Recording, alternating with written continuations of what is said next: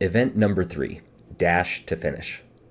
For the RX division, the event is a 400-meter run, a 150-foot double dumbbell overhead walking lunge, a 400-meter run, a 150-foot handstand walk, a 400-meter run, 20 bar muscle-ups, and a 400-meter run. For the scaled division, the event is a 400-meter run, 150-foot single dumbbell overhead walking lunge, a 400-meter run, 30 pull-ups, a 400-meter run, 150-foot single dumbbell overhead walking lunge, and a 400-meter run. Athletes may split the work any way, but all 400-meter runs are done together. This workout does have a 16-minute time cap and a tie-break time that is established upon completing the handstand walk for RX and the pull-ups for scaled.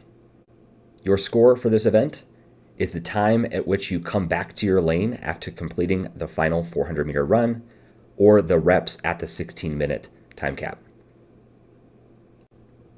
For the run, athletes will depart out the bay door and run through the parking lot, turning left, which is east, on Stadia Court.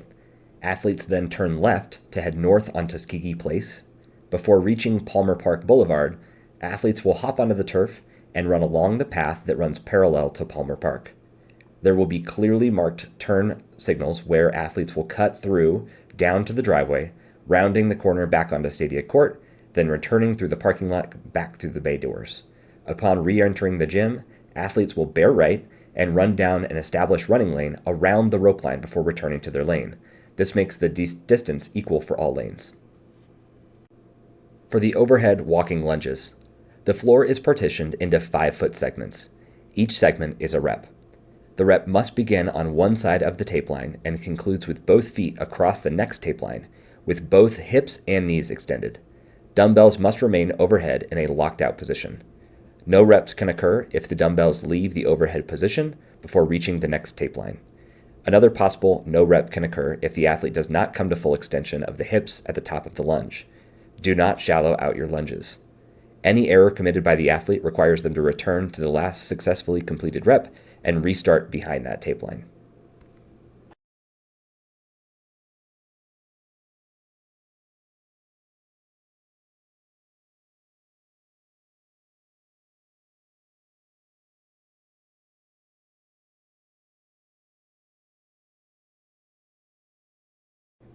The handstand walk begins when the athlete is inverted and both hands are behind the first tape line.